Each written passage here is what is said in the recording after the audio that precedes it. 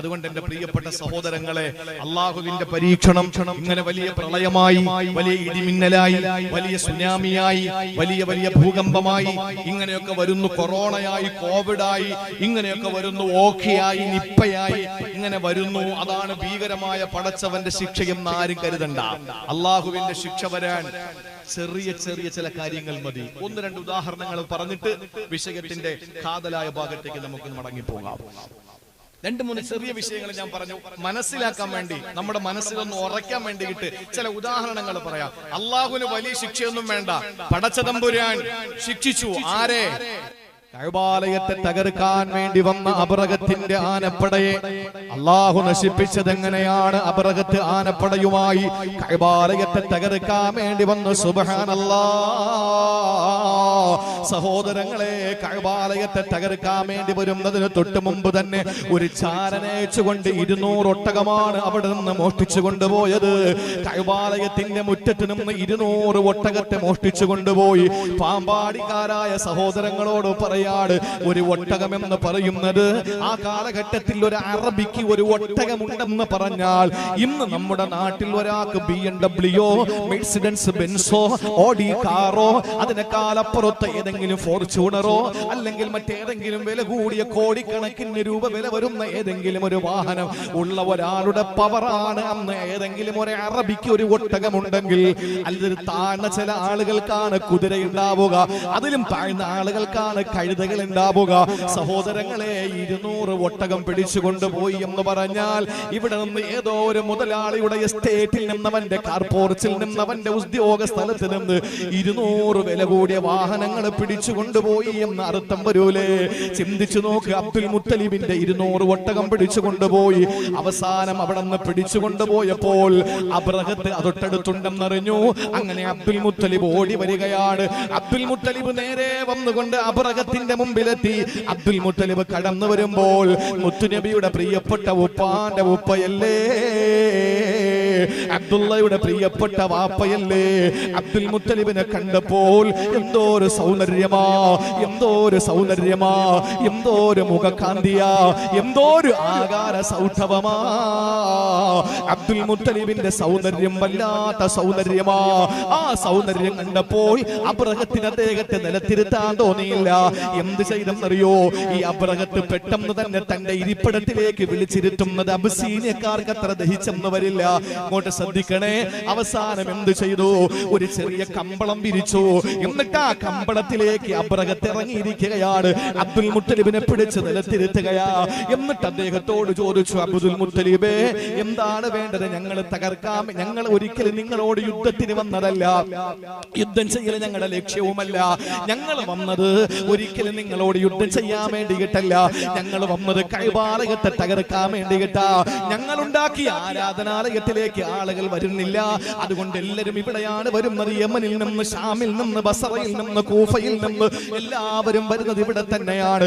അതുകൊണ്ട് ഈ വരവൊന്ന് നിലനിർത്താൻ, ഈ വരവൊന്ന് നിർത്താൻ വേണ്ടിയിട്ട് ഞങ്ങൾ ഇതാ തീരുമാനമെടുത്തിരിക്കുന്നു. അതുകൊണ്ട് നിങ്ങൾ ഈ കഅബാലയത്തെ ഞങ്ങൾ പൊളിക്കാൻ പോകുന്നു എന്ന് പറഞ്ഞപ്പോൾ അബ്ദുൽ മുത്തലിബ് പറഞ്ഞത് എന്തെന്നറിയോ? ഒന്ന് ചിന്തിക്കണേ സഹോദരങ്ങളെ, ഒരു നിമിഷം ഒന്ന് ആലോചിക്കണേ. ഈ അബ്ദുൽ മുത്തലിബ് അബ്രഹത്തിനോട് പറയുന്ന, അബ്രഹത്തെ, എന്റെ ഒട്ടകത്തെ ഇങ്ങ് തന്നെങ്കിൽ ഞാൻ അങ്ങ് പോകാമായിരുന്നു.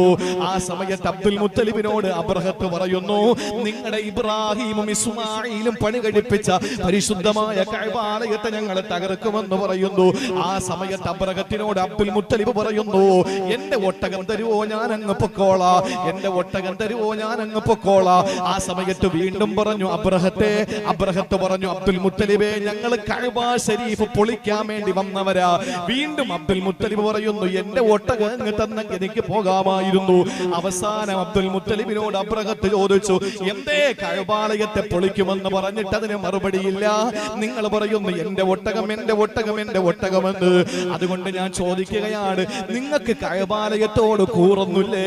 ഈ പറയുന്ന കഅബ ശരീഫിനോട് നിങ്ങൾക്ക് ഇഷ്ടമൊന്നുമില്ലേ? ആനപ്പടയല്ലേ? ഈ ചോദ്യം അങ്ങോട്ട് ചോദിക്കുമ്പോൾ പൊന്നാര നബി തങ്ങളുടെ പ്രിയപ്പെട്ട ഉപ്പ അബ്ദുള്ളയുടെ പ്രിയപ്പെട്ട ഉപ്പ അബ്ദുൽ മുത്തലിബ് ആ അബ്രഹത്ത് എന്ന് പറയുന്ന അവിടത്തെ ആനപ്പടയുമായി കടന്നു വന്ന അബ്രഹത്തിനോട് പറഞ്ഞതെന്തെന്നറിയോ? ഒട്ടകം എന്റേതാണ്, കഅബാലയം പടച്ചവന്റേതാണ്. ഒട്ടകത്തിന്റെ കാര്യം ഞാൻ നോക്കിയാ മതിയല്ലോ, കഅബാലയത്തിന്റെ കാര്യം അവൻ തന്നെ നോക്കിക്കോളൂ. അവൻ തന്നെ നോക്കിയില്ലേ? അല്ലാഹ് ചോദിക്കുന്നു, അലം തറ കൈഫ ഫഅല റബ്ബുക ബിഅസ്ഹാബിൽ ഫീൽ അലം യജ്അൽ കൈദഹും ഫീ തദ്ലീൽ വഅർസല അലൈഹിം طيرا أبابيل ترميهم بحجارة من سجيل فجعلهم كعصف مأكول. അബ്രഹത്തിന്റെ ആനപ്പടയെ അല്ലാഹ് നശിപ്പിച്ചത് എങ്ങനെയാണ്? ചെറിയ ചെറിയ കിളികളെ കൊണ്ട്, കുരുവിക്കൂട്ടങ്ങളെ കൊണ്ട് അല്ലാഹു തആല നശിപ്പിച്ചു കളഞ്ഞു. എങ്ങനെയായി അവരെന്നറിയോ?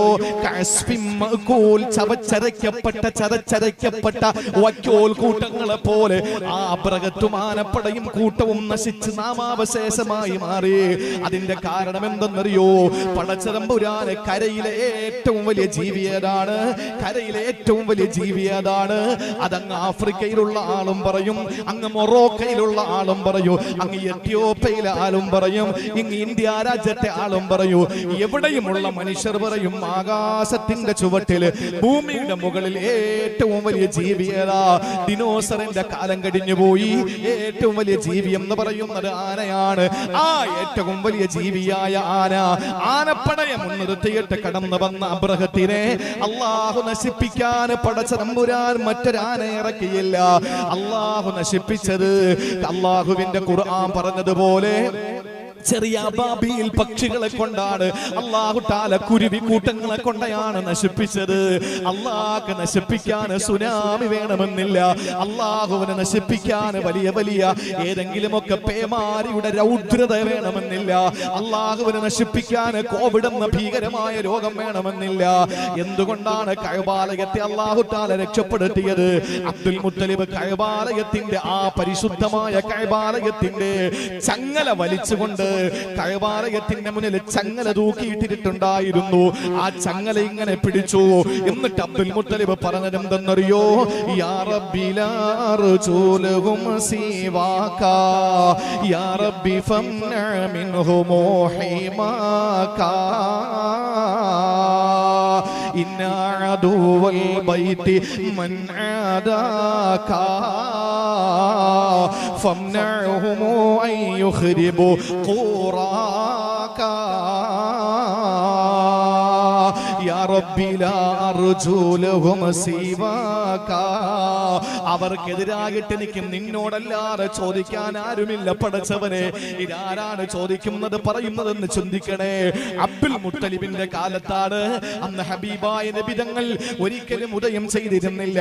ആ കാലഘട്ടത്തിൽ അല്ലാഹുവിനോട് അബ്ദുൽ മുത്തലിബ് പറയുന്നു, എനിക്ക് നിന്നോടേ ചോദിക്കാനുള്ളൂ. കാരണം യാ റബ്ബി ഫംന മിൻഹും ഹിമാക, അവരിൽ നിന്ന് നിന്റെ പരിശുദ്ധ കഅബാലയത്തെ സംരക്ഷിക്കേണ്ടത് നീ തന്നെയാണ്. ഇന്നാ അദുവൽ ബൈതി മൻ ആദാക ഫംനഉഹും ഇൻ ഐ യുഖ്രിബു ഖുറാക. നിന്റെ പരിശുദ്ധമായ ഈ നാടിനെ നശിപ്പിക്കാൻ ഇതാ അബ്രഹത്ത് ആനപ്പടയെടുത്തുകൊണ്ട് വന്നിരിക്കുകയാ.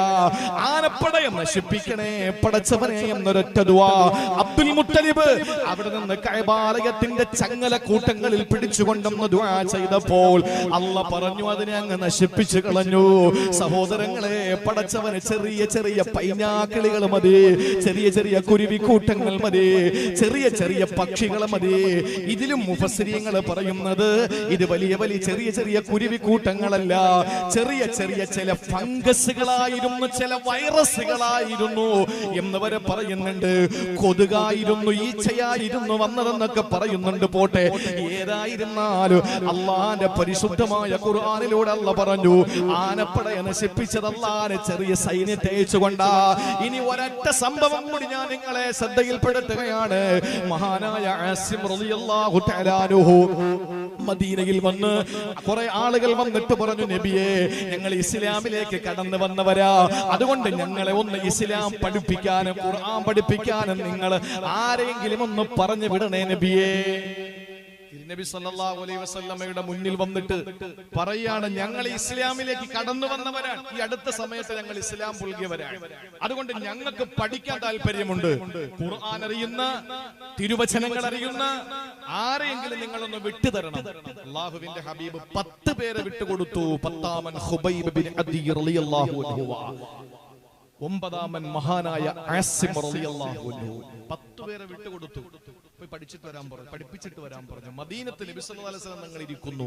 10 പേരെയും കൊണ്ടുവന്ന് തൻഈം എന്ന് പറയുന്ന ഹറമിന്റെ ബൗണ്ടറിക്ക് വെളിയിൽ, പരിശുദ്ധ കഅബ, പരിശുദ്ധ മസ്ജിദുൽ ഹറമിൽ നിന്ന് 5 കിലോമീറ്റർ ഇപ്പുറത്തുള്ള മസ്ജിദ് ആയിഷ എന്ന് പറയുന്ന, ആയിഷ പള്ളി എന്ന് പറയുന്ന പള്ളി നിലനിൽക്കുന്ന തൻഈം എന്ന് പറയുന്ന സ്ഥലത്തെത്തിയപ്പോൾ അതിന് മുമ്പ് വെച്ച് തന്നെ പല സ്ഥലങ്ങളിലും വെച്ച് പലരുമായിട്ട് ഇവർ യുദ്ധം ചെയ്തു.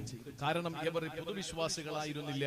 ഇവർ മനഃപൂർവ്വം വന്നിട്ട് മുസ്ലിമീങ്ങളെ ഇങ്ങനെ പറ്റിച്ച് കൊന്നുകളയാൻ വേണ്ടിയിട്ട് വന്നവരാണ്. അങ്ങനെ ഖുബൈബ് റളിയല്ലാഹുവിന്റെ കഥ പോട്ടെ, അതവിടെ നിൽക്കട്ടെ, നമ്മൾ ഒരുപാട് കേട്ടവരെ. ആസിം റളിയല്ലാഹു അൻഹുവിനെ ഇവര് ആക്രമിക്കാൻ ഒരുങ്ങി.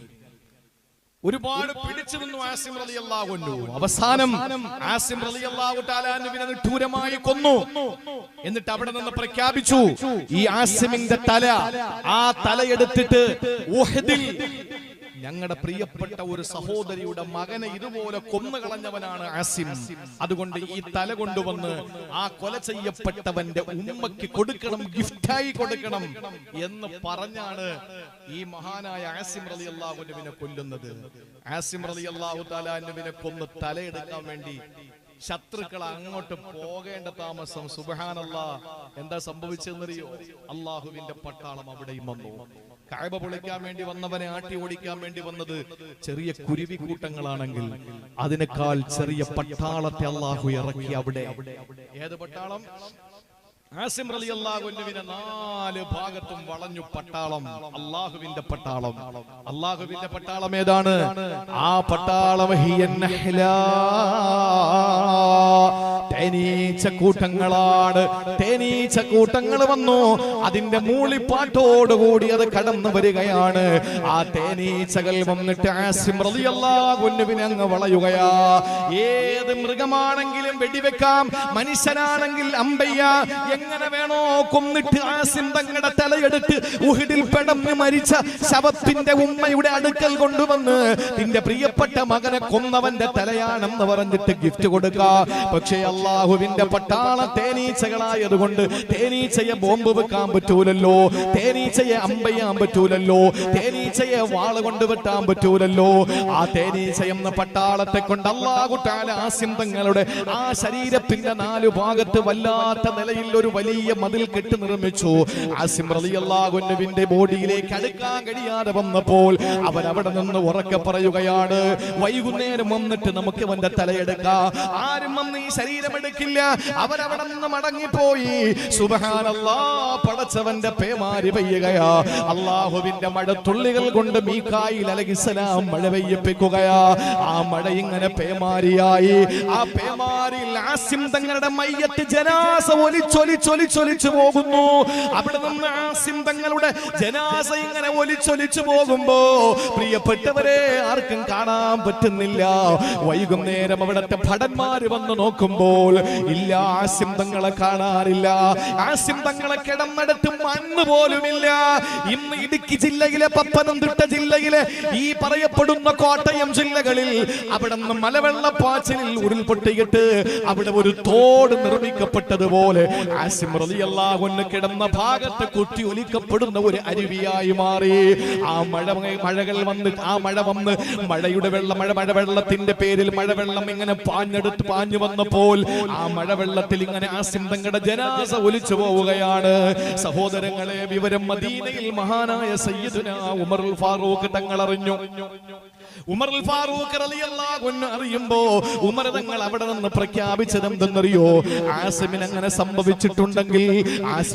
സംഭവിച്ചിട്ടുണ്ടെങ്കിൽ അതിൽ ഞാൻ അഭിമാനം കൊള്ളുന്നു. കാരണം എന്തെന്നറിയോ? കാന ആസിമു നദറ അല്ലാ യമസഹു മുശ്രികൻ അബദാ. അവിടെ നിന്ന് ആസിം തങ്ങൾ എപ്പോഴും ദുആ ചെയ്യുമായിരുന്നു, റബ്ബേ എന്റെ ശരീരത്തിൽ ഒരു മുശ്രിക് തൊടല്ലേ അല്ലാ, ഒരു ബഹുദൈവ വിശ്വാസി എന്റെ ശരീരത്ത് തൊടല്ലേ അല്ലാ, എനിക്കൊരു മുശ്രിക്കിനെ കാണേണ്ട അവസ്ഥ വരുത്തല്ലേ അല്ലാ, എന്റെ ശരീരത്തിൽ ഒരു മുശ്രിക് തൊടല്ലേ പടച്ചവനെ എന്ന് ദുആ ചെയ്തു. ഉമർ റളിയല്ലാഹു അൻഹു രോമാഞ്ചത്തോടെ വികാരത്തോടുകൂടി അവിടെ നിന്ന് പ്രഖ്യാപിക്കുകയാ, ഫമനഅഹുല്ലാഹു ബഅദ വഫാത്തി ആസിമി. ആസിമിന്റെ വഫാത്തിന് ശേഷവും അല്ലാഹു ആ പ്രതിജ്ഞ, ആ ദുആ അല്ലാഹു സ്വീകരിച്ചു കൊടുത്തു. ഹയാത്തിൽ അദ്ദേഹത്തെ ഒരു മുശ്രിക് തൊട്ടിട്ടില്ല, അദ്ദേഹം ഒരു മുശ്രിക്കിനെയും സ്പർശിച്ചിട്ടില്ല.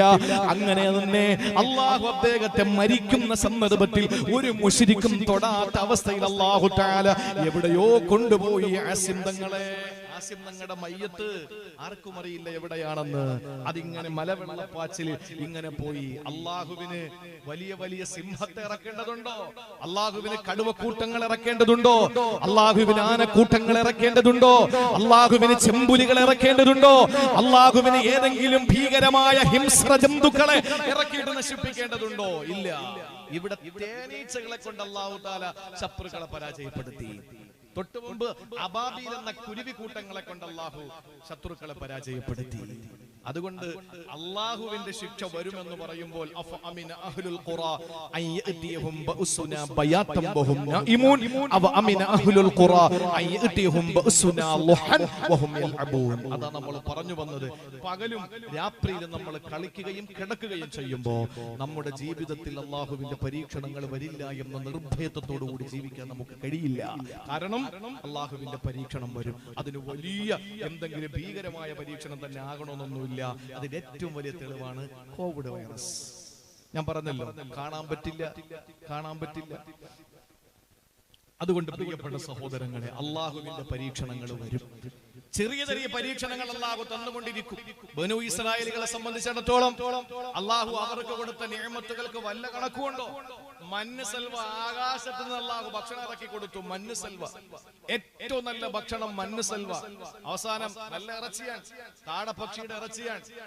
അപ്പൊ ഇതങ്ങോട്ട് ഇറക്കി കൊടുത്തപ്പോ അവര് പറഞ്ഞു, ഞങ്ങൾക്ക് വെജിറ്റബിൾ മതി എന്ന് പറഞ്ഞു. ഇപ്പോഴും ഞാൻ ചോദിക്കാൻ, നോൺ വെജാണോ വെജാണോ ഏറ്റവും ഹൈർ എന്ന് ചോദിച്ചാൽ കൃത്യമായി അള്ളാഹു പറഞ്ഞിട്ടുണ്ട് നോൺ വെജ് തന്നെയാണ്, ഒരു സംശയമില്ല. ഖുർആനാണ് സാക്ഷി അതിന്. അള്ളാഹു ചോദിച്ചു മൂസാ നബിയോട്, ചോദിക്കാത്തസ്തബ്ദിലൂന, നിങ്ങൾ പകരമാക്കുകയാണോ? ഹൈറായ ഭക്ഷണം നിങ്ങൾക്ക് തന്നപ്പോൾ ആ ഹൈർ അല്ലാത്ത ഭക്ഷണത്തെ കൊണ്ട് നിങ്ങൾ അള്ളാഹുവിനോട് പകരം ചോദിക്കുകയാണോ? അല്ലേ? കാടപ്പക്ഷിയുടെ ഇറച്ചി അല്ല കൊടുത്തു. അഥവാ അള്ളാഹു നല്ല ഒന്നാം തരം ഇറച്ചി കൊടുത്തപ്പോ അത് തിന്നിട്ട് പറയുന്നു, ഞങ്ങൾക്ക് ഇനി പച്ചക്കറി മതി. അവസാനം അല്ല പച്ചക്കറി കൊടുത്തു. കക്കരിക്ക, വെള്ളരിക്ക,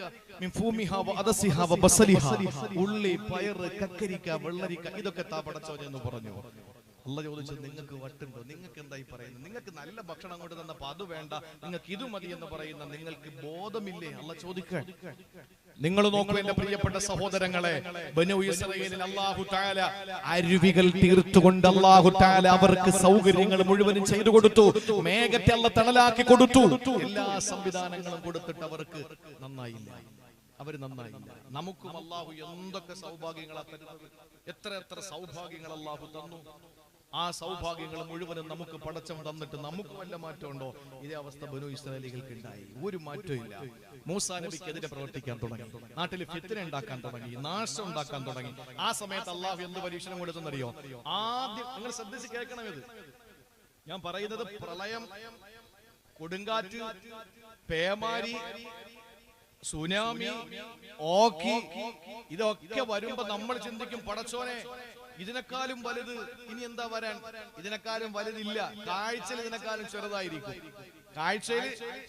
ചെറുതായിരിക്കും, പക്ഷെ പരീക്ഷണത്തിൽ വലുതായിരിക്കും. അതാണ് ഇപ്പൊ വന്ന ഏത് കോവിഡ് ഏറ്റവും വലുതല്ലേ? അള്ളാഹു ആദ്യം ഈ സമുദായത്തെ പരീക്ഷിച്ചത് എങ്ങനെയാണ്?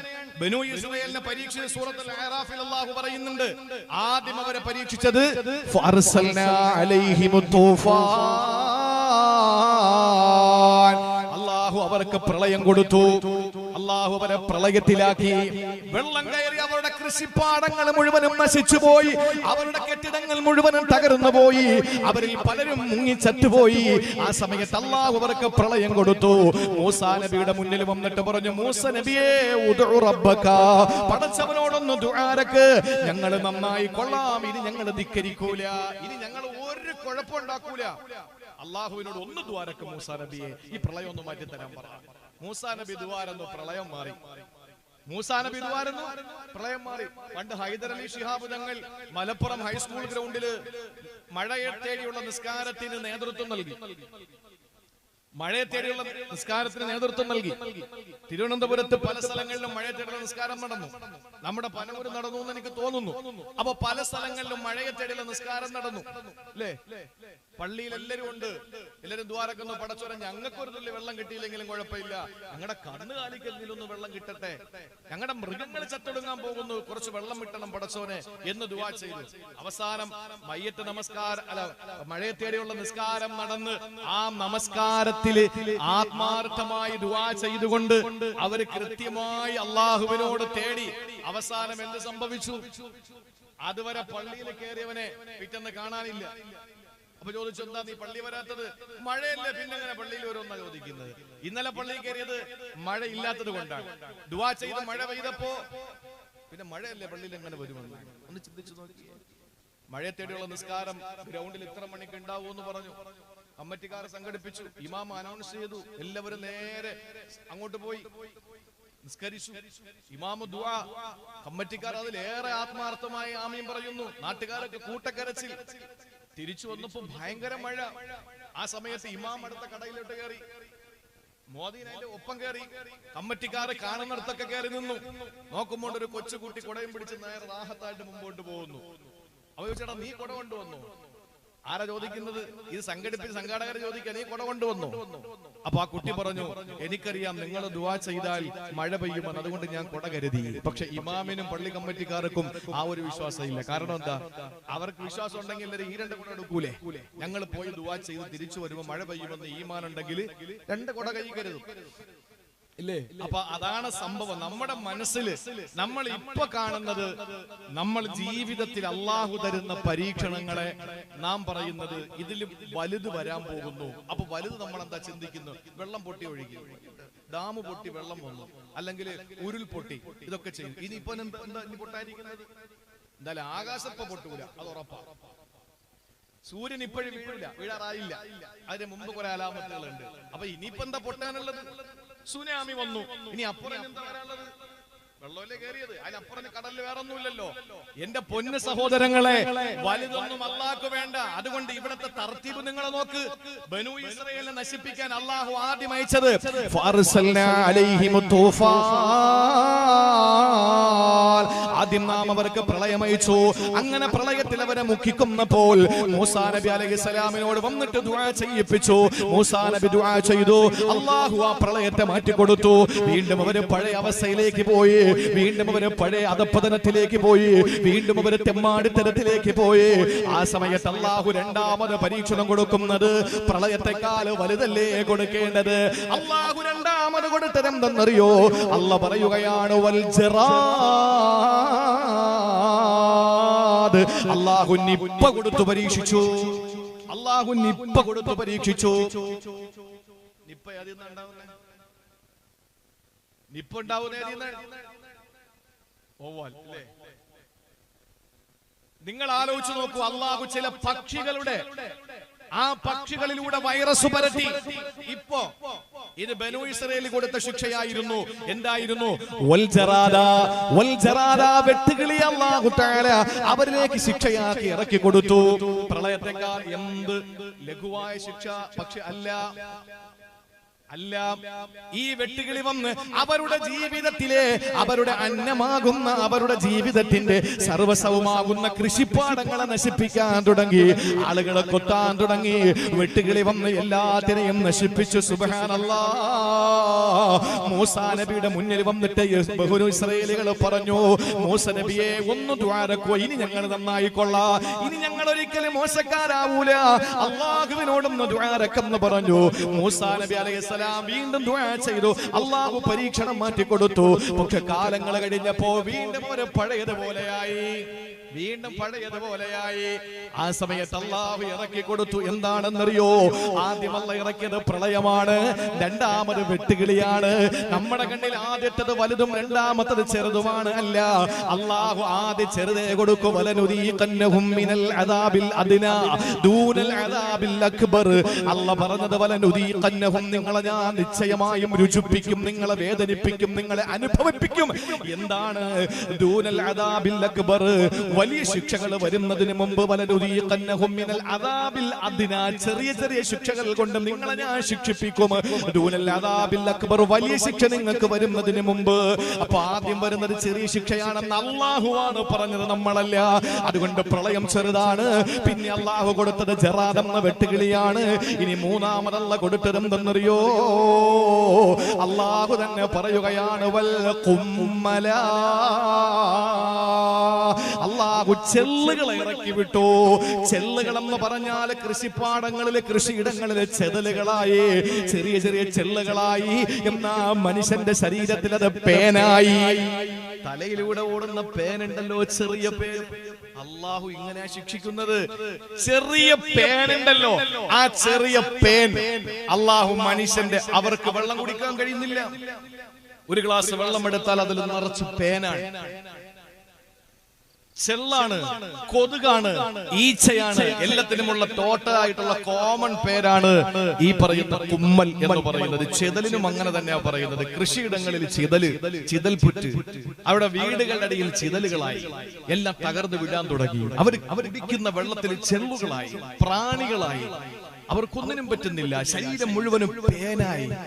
ഇങ്ങനെ ഒരു പരീക്ഷണം അല്ലാഹു കൊടുത്ത് സഹിക്കാൻ പറ്റുന്നില്ല. ഒന്നാലോചിച്ച ജംഗ്ഷനിൽ നിന്ന് ഇങ്ങനെ തലയുറഞ്ഞുകൊണ്ടിരിക്കുന്ന രംഗം ഒന്നാലോചിച്ച് നോക്ക്. അത് തലയല്ല കഴിയുന്നത്, ശരീരം മുഴുവനും. അല്ലാഹു തആല ഈ പരീക്ഷണം കൊടുത്തു. എല്ലാവരും ഈ അവസ്ഥയിലായി. അവസാനം അല്ലാഹുവിനോട് ദുആ ചെയ്തതിന്റെ പടച്ചോനെ, മൂസാ നബി ദുആരന്നു, ഇവരുടെ ഇടപെടൽ. മൂസാ നബി ഒന്ന് ദുആരക്ക് മൂസാ നബി അലൈഹിസ്സലാം ദുആ ചെയ്തു, പടച്ചോനെ എന്റെ സമുദായത്തിന്റെ ഈ വിപത്തൊന്ന് മാറ്റിക്കൊടല്ല, അവരിനി നന്നായിക്കോളും പടച്ചവനെ. ആ സമയത്ത് മൂസാ നബിയുടെ ദുആ കൊണ്ട് അല്ലാഹു ആ പേനിനെ, ചെള്ളിനെ അല്ലാഹു ഒന്ന് മാറ്റിക്കൊടുത്തു. അത് മാറ്റിയപ്പോൾ അവരുടെ ജീവിതം പഴയതിനേക്കാൾ അപ്പുറത്തേക്ക് പോയി, വീണ്ടും മോശക്കാരായി മാറി. ആ സമയത്ത് അല്ലാഹു വീണ്ടും പരീക്ഷണങ്ങൾ കൊടുക്കുകയാണ്. അതേതാണ് അടുത്ത പരീക്ഷണം എന്നറിയോ? നാലാമത്തെ പരീക്ഷണം എന്നറിയോ? വൽ ഖുമ്മല വല്ലഫാദിഅ, തവളകളെ ഇറക്കി അല്ലാഹു പരീക്ഷിച്ചു. തവളകളെ എന്ന് പറഞ്ഞാൽ അന്ന് തവളകളെ തിന്നും ആളുകൾ. അപ്പൊ ആ തവളകൾ അടുത്ത ഈ പേനിന്റെ ദുരന്തത്തെക്കാൾ ഭീകരമായ ദുരന്തമാണ്. അവര് തിന്നുമെങ്കിലും എത്രയെന്നും പറഞ്ഞ് തിന്നും. ഈ തവളകളെ ഇറക്കി അവരുടെ എന്തെങ്കിലും പാകം ചെയ്താൽ അടുപ്പിൽ നിറക്കുന്ന പാത്രം നിറച്ച തവളയായി. ഒരു തഫ്സീറുകളിൽ കാണുന്ന ഒരു കമീസ്, ഒരു കന്തൂർ എടുത്തവർക്ക് ഇടാൻ പറ്റില്ല. അതിന്റെ പോക്കറ്റിൽ, അതിന്റെ എല്ലാ മടക്കിലും, കൈയുടെ മടക്കിലും ഒക്കെ കയറിയിരിക്കാൻ തുടങ്ങി തവള. എവിടെ പോയാലും തവള. അവരുടെ മൃഗങ്ങളുടെ അവരുടെ മറ്റ് സംവിധാനങ്ങളുടെ, അവരുടെ യാത്രാ വാഹനങ്ങളുടെ എല്ലാത്തിലും തവളയായി. കുടിക്കാൻ പറ്റുന്നില്ല, തിന്നാൻ പറ്റുന്നില്ല. അള്ളാഹുവിന്റെ പരീക്ഷണം. കരഞ്ഞ് വീണ്ടും മൂസാ നബി എടുത്തുകൊണ്ട്, ഇനി ഒരിക്കലും ഞങ്ങൾ തെറ്റ് ചെയ്യില്ല മൂസാ നബിയെ, ഒന്നുകൂടി ഞങ്ങൾക്ക് ഒരു അവസരം കൊടുത്താ, ഒന്നുകൂടെ ദ്വാരക്കാൻ. എണ്ണി വെച്ചോ എത്ര? 3 പ്രളയം, 2.5 പ്രളയമുണ്ടായി. 2 പൂർണ്ണ പ്രളയവും ഒരു ഭാഗികമായ പ്രളയവും. എന്നിട്ട് അല്ലാഹു ഓക്കി തന്നു, നിപ്പ തന്നു, വൈറസ്, ഈ കോവിഡ് തന്നു. എന്നിട്ട് നന്നായില്ല, വീണ്ടും അല്ലാഹു ഒരു പ്രളയം തന്നു. ഇങ്ങനെ ഓരോന്ന് ബനൂ ഇസ്രായേലിന് കൊടുത്തതുപോലെ നമുക്ക് തന്നോണ്ടിരിക്കുക. പിന്നെ നമുക്കുള്ളൊരു ഭാഗ്യം എന്ന് പറഞ്ഞാൽ, അല്ലാഹു ഈ പരീക്ഷണങ്ങളൊക്കെ കൊടുക്കുമ്പോഴും നമ്മൾ അള്ളാഹുവിനോട് ദുആ ചെയ്യുന്നതിന് മുമ്പ് തന്നെ നമ്മൾ ആരും വലുതായിട്ട് ആത്മാർത്ഥമായി ദുആരക്കാൻ നമുക്ക് ദുആരക്കാൻ ടൈമില്ലല്ലോ. കാരണം നമ്മൾ TV ഓണാക്കി വെച്ചിരിക്കുകയാണ്. കാരണം എത്ര പേര് മരിച്ചു. പിറ കാണാൻ പോകുമ്പോൾ തന്നെ മൊബൈലിൽ നോക്കിയിട്ട് ഇങ്ങനെ കുനിഞ്ഞു നോക്കിക്കൊണ്ടിരിക്കുക. പിറ കണ്ട മലന്ന് ആകാശത്തിൽ നോക്കിയാലേ പുറ കാണോ? ഈ ദുനിയാവുള്ള മുഴുവനും മൊബൈൽ നോക്കിക്കൊണ്ടിരിക്കുക. പുറ കണ്ടെന്ന് എവിടെയെങ്കിലും ഇത് ആരെങ്കിലും ഒരാൾ മേപ്പോട്ട് നോക്കിയിരുന്നെങ്കിൽ കാപ്പാട് കണ്ടനെ. പക്ഷെ ഈ ജീവിതത്തിൽ നമുക്ക് അള്ളാഹു തന്ന പരീക്ഷണങ്ങൾ നമ്മുടെ പ്രിയപ്പെട്ട നാട്ടുകാര് പരിസര ജില്ലക്കാർ അനുഭവിച്ചുകൊണ്ടിരിക്കുമ്പോൾ ഒന്ന് ദുആ ചെയ്യാനും അവർക്ക് വേണ്ടി ഒന്ന് നിസ്കാരപ്പായിരിക്കാനും നമുക്ക് സമയമില്ല. നമ്മൾ നോക്കുന്ന ചാനലുകൾ മാറ്റി നോക്കുന്നു. അവിടെ എത്ര മരണം, ഇവിടെ എത്ര മരണം നോക്കിയിരിക്കുന്നു. പക്ഷേ നമ്മളെ ദുആയൊന്നും ഇല്ലാതെ അള്ളാഹു തആല ടെസ്റ്റ് ഡോസുകൾ നടത്തി നമ്മളെ അള്ളാഹു തആല ഒന്ന് ശുദ്ധീകരിച്ച് റബ്ബ് നമ്മളെ രക്ഷപ്പെടുത്തിക്കൊണ്ടിരിക്കുകയാണ്. അതുകൊണ്ടാണ് നമ്മൾ വീണ്ടും ഇവിടെ ഒരുമിച്ച് കൂടിയത്. കോവിഡ് ഒക്കെ വന്നപ്പോൾ ആരെങ്കിലും കരുതിയോ ഇനി ഇങ്ങനെ ഒരുമിച്ച് കൂടൽ? നമ്മളൊക്കെ ചിന്തിച്ചു അള്ളാഹ് ഇനി എല്ലാവരും മരിക്കാൻ, നമ്മളെല്ലാവരും മരിച്ചു പോകും എന്ന് പറഞ്ഞിട്ട് എല്ലാവരും ആ ഒരു തയ്യാറെടുപ്പിലായിരുന്നു. പക്ഷെ ഈ അവസ്ഥയിൽ വീണ്ടും നമ്മൾ വഅലിന്റെ മജ്‌ലിസുകൾ സജീവമാകുന്നു. നിങ്ങൾ ആലോചിച്ച് നോക്കൂ, അള്ളാഹു തന്ന നിഅമത്താണ്. ആരുടെയൊക്കെയോ ദുആ, ആരുടെയൊക്കെയോ പടച്ചവന്റെ മുന്നിൽ കൈ നീട്ടിയുള്ള ആത്മാർത്ഥമായ ദുആ, മുൻഗാമികളുടെ നമ്മുടെ ദുആ, ആ ദുആയുടെ ഫലം നമ്മുടെ നാടും അങ്ങനെ തന്നെ. കെ.എം. അബ്ദുൽ കരീം ഉസ്താദ് ഒക്കെ നമ്മുടെ നാടിന് വേണ്ടിയിട്ട് ദുആ ചെയ്തു പോയ ആ ഒരു ദുആയാണ് അൽഹംദുലില്ലാഹ് നമ്മൾ ഇപ്പോഴും നിന്നു പോകുന്നത്. വരുന്ന ബുധനാഴ്ച ഉസ്താദിന്റെ ആണ്ടാണ്.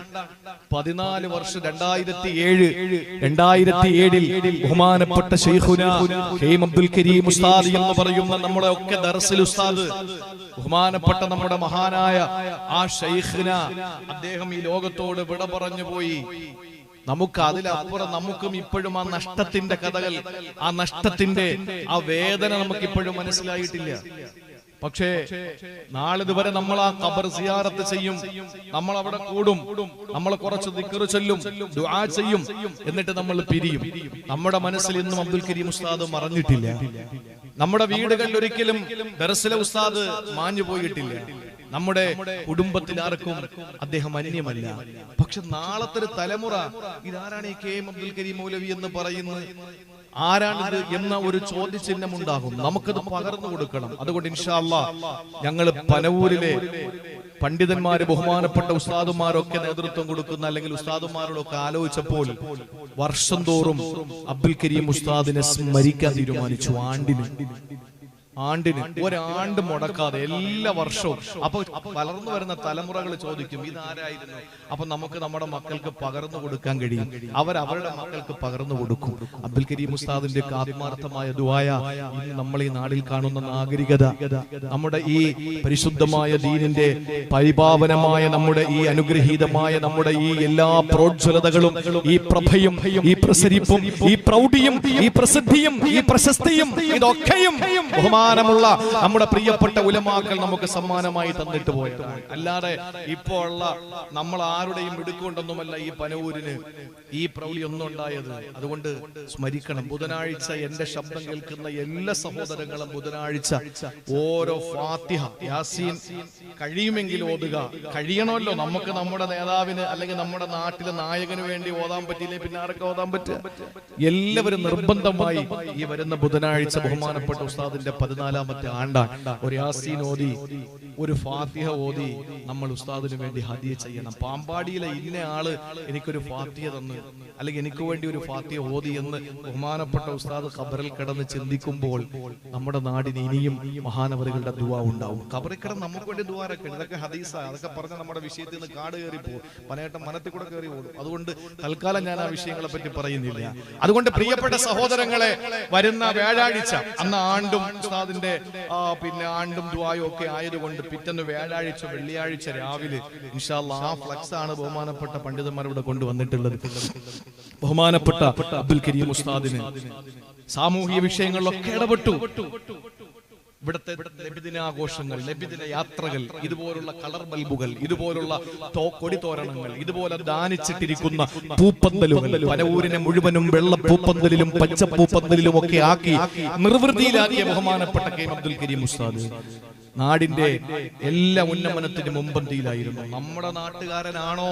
ഇടുക്കി ജില്ലക്കാരനായ ആ ബഹുമാനപ്പെട്ട ഉസ്താദ് നമ്മുടെ നാട്ടിൽ വന്ന് നമ്മുടെ നാടിന് നാഗരികത ഉണ്ടാക്കി, നല്ല ഒരു ഭാവി ഉണ്ടാക്കിയിട്ട് പോയി.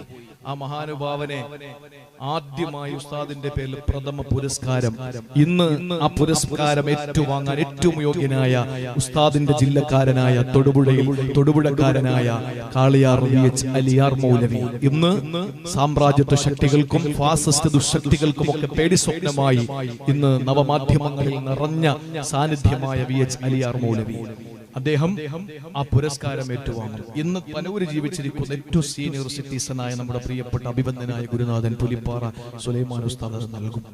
ശേഷം ഉസ്താദിനെ അനുസ്മരിച്ചുകൊണ്ട് നമ്മളല്ല പറയേണ്ടത്, ഉസ്താദ് ഇവിടെ ഒരു നല്ല ഒരു ഇമാമിനെ കൊണ്ടുവന്ന് നമ്മുടെ പരിശുദ്ധമായ ഈ പനവൂർ മുസ്ലിം ജമാഅത്തിന്റെ ആ തനതായ ശൈലിയിൽ, തഴവാ ഉസ്താദിന്റെ പാട്ട് തന്നെ പറയുന്നത്, ആദിന്റെ കൗമിന് തന്നെയും മതി ബാബിദ്, ആദിന്റെ കൗമിന് തന്നെയും മതി ബാബിദ്. അതിന് മുമ്പത്തെ വരി മറന്നുപോയി. ആദിന്റെ കൗമിന് തന്നെയും മതി ബാബിദ് എന്ന് പറഞ്ഞാൽ ആദ് സമൂഹത്തിന്റെ ഒരു വിരലിന്റെ വലിപ്പമുണ്ട്. നമ്മൾ ഒരാള് ആദ് സമൂഹത്തിന്റെ ഒരു വിരലിന്റെ വലിപ്പമേ ഉള്ളൂ. അപ്പൊ ആദ് സമൂഹത്തിൽപ്പെട്ട ഒരാള് പനവൂര് വന്നാൽ പോലും അവർക്ക് കയറാൻ പറ്റുന്ന വാതിലാണ് പനവൂര് പള്ളിക്കുള്ളതെന്ന് വർഷങ്ങൾക്ക് മുമ്പുള്ള കഥയായി പറയുന്നത്. ഇപ്പോഴും ആ പള്ളി തന്നെയല്ലേ? അപ്പൊ അത്രയും വലിയ വലിപ്പമുള്ള ആ പള്ളിയിലേക്ക് ഒത്ത ഒരു ഇമാമിനെ തന്നെ കൊണ്ടുവന്നു ജനാബ് കടക്കൽ അബ്ദുർ റഷീദ് മൗലവി. ഞാൻ ആദ്യമായി എനിക്കൊരു വെള്ള പേപ്പറിൽ കറുത്ത മഷി കൊണ്ട് പ്രസംഗം എഴുതുന്ന, ഞാൻ ഇങ്ങനെ പ്രഭാഷണം പഠിച്ച് മദ്രസയിൽ പ്രസംഗം പഠിച്ചത് ബഹുമാനപ്പെട്ട കടക്കൽ അബ്ദുർ റഷീദ് ഉസ്താദ് പഠിപ്പിച്ചു തന്ന പ്രഭാഷണമാണ്. അപ്പൊ ബഹുമാനപ്പെട്ട ഉസ്താദിനെ ഇവിടെ കൊണ്ടുവന്നു അബ്ദുൽ കരീം ഉസ്താദാണ്. ആ ഉസ്താദ് അനുസ്മരിച്ചുകൊണ്ട് 1 മണിക്കൂർ നല്ല ഭംഗിയായി പ്രസംഗിക്കും നമ്മുടെ പുത്തമ്പള്ളി ജംഗ്ഷൻ. ആ പുത്തമ്പള്ളി ജംഗ്ഷനിൽ ഇൻഷാ അല്ലാഹ് വരുന്ന വ്യാഴാഴ്ച എല്ലാവരും കൃത്യമായി അസർ നമസ്കാരത്തിന് ബഹുമാനപ്പെട്ട ഉസ്താദിന്റെ ഖബർ കൂട്ട സിയാറത്തോടു കൂടി ആരംഭിച്ച് ഇഷ അല്ലെങ്കിൽ ഒരു 9 മണി വരെ നീണ്ടു നിൽക്കുന്ന പരിപാടിയിൽ പാമ്പാടിയിലെ മുഴുവൻ സഹോദരങ്ങളെയും ഞാൻ അതിന്റെ ഒരു സംഘാടകൻ എന്നുള്ള നിലയ്ക്ക് നിങ്ങളെ ക്ഷണിക്കാണ്. അള്ളാഹു മനസ്സിലാക്കാനുള്ള തൗഫീക്ക് തരട്ടെ. അപ്പൊ ആരുടെയോ ദുആ കൊണ്ട്, ആരുടെയോ പ്രാർത്ഥന കൊണ്ട് അള്ളാഹു നമുക്ക് വലിയ ഒരു സൗഭാഗ്യം തന്ന് നമ്മളെ രക്ഷപ്പെടുത്തി വെച്ചിരിക്കുകയാണ്. സഹോദരങ്ങളെ, അള്ളാഹു ബനൂ ഇസ്രായേലികൾക്ക് ശിക്ഷ കൊടുത്തു.